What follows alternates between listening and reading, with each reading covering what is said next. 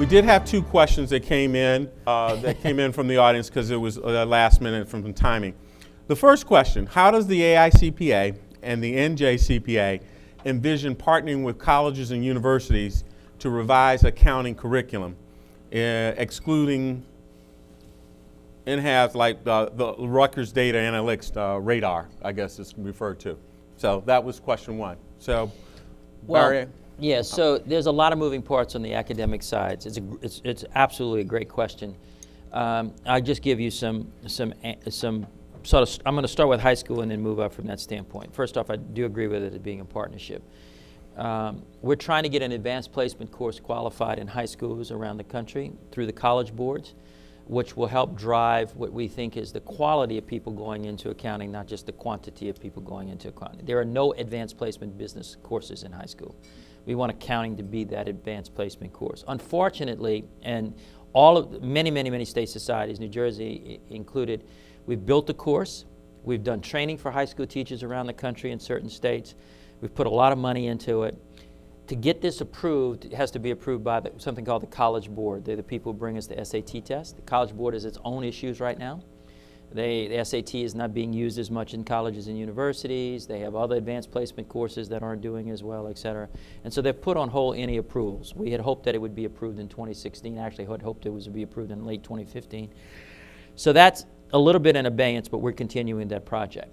As you go to the college curriculum environment, we invested $17 million in getting 120 new PhDs to teach. We think practical experience needs to be in the classroom. That helped. And these are PhDs who are CPAs with recent experience in either industry or public accounting. That's right, 100% CPA, 100% experience. Right. State societies, all the state societies contributed to that $17 million. The largest 75 firms contributed to that $17 million. It was a 7-year project. We're getting ready to go on the second phase of that. So we think practical experience is essential in there. The accreditation standards are part of how you revise what is taught, right? All this change management stuff that I talked about, there's a lot of, change management in a university is very hard. There aren't incentives the same way that you have in a commercial environment, et cetera. So you get practical people, sort of refurbish and deal with the shortage of PhDs with people who have practical experience. And we have to deal with accreditation. The accreditation standards have actually been changed, but they're not actually being implemented very well. So we got a major push now that the accrediting body, which is AACSB, we're working really hard with them they got to get guidance out there to the universities they clearly understand there's a permissioning process here. They can stay accredited and put more practical experience and more change into the curriculum in that environment. So that is a piece as well. We also, our academic group, right now to have an accounting accredited program, your business school first has to be accredited. Well, in today's financial challenges at the university level, some business schools are choosing not to follow that particular process. We believe you ought to be able to have an accounting program accredited even if the business school is not accredited. And then if you get the standards right, you help create the change from that curriculum. And then the last point is, look, academics will say, and there's probably a couple in this room, we don't teach to the exam. Many universities do teach to the exam. And so the more that the exam evolves for like data analytics and higher skills, that's going to have a direct impact on the college level. And finally, members are very important. This is where the state society partnership, I think, is critical. The states need to help people who are on these business advisory and the accounting advisory programs to have the thinking, the information, to literally be interacting with the head of the accounting program, the dean of the business school, et cetera, and saying what they need from a market perspective. The profession is the customer of hiring those graduates, right? And so, people who hear me speak, when I speak to firms, I say, know who your partners are that are on the advisory boards, give them the message that are important from the CEO, have consistent messages that are delivered to the multitude of universities that you're associated with. So it's a multi-pronged attack. Yeah, and I just would weigh in from the state society perspective. We are shifting a lot of our resources to have more engagement on the college campuses. Our goal is to get to every 4-year institution in New Jersey within a year to have a program.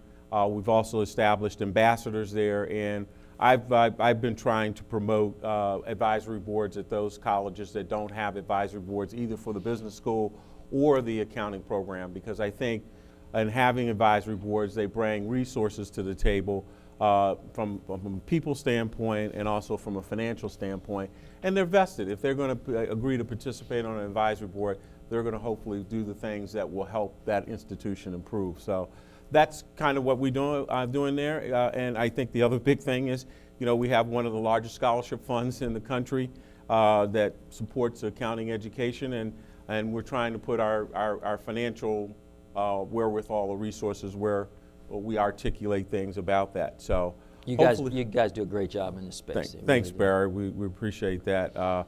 So the second question that came in and was, does the AICPA have an official position on flat tax? Ooh, okay. I'll leave that to you. Yeah, actually, so generally speaking, we're for simplification in the tax provision, which most people would say, well, why are the CPAs for that? Well, I mean, it's a very complex law from that standpoint. We actually, our position on flat tax is that it's a lot more complicated to get there, and there are a lot of unintended consequences than the Congress thinks about. And so our position is to educate, and we have materials on this to help members of Congress understand that the flat tax is not necessarily what the soundbite sounds like. And so it's still a definition of income. It's still, the notion of the tax law is a huge social engineering law. It's not just a revenue law. And so it isn't about the percentage you apply. It really is about how you define taxable. And so we don't really care what the rates are. What we really care is the administrability and the appropriateness of the actual definition of how you get to taxable income, either on an individual or a corporate basis from that standpoint. Now, some people mix flat tax also on the consumption side, so that gets confused in some of the debate. We as CPAs know that that's not the case. And there's huge ramifications to consumption tax transition as well. So you have this huge population of baby boomers who have accumulated wealth that pay tax on all of that already. And if you go to a consumption base, you're going to have to exempt that accumulated wealth from a consumption-based tax. Otherwise, you're double taxing that money, right?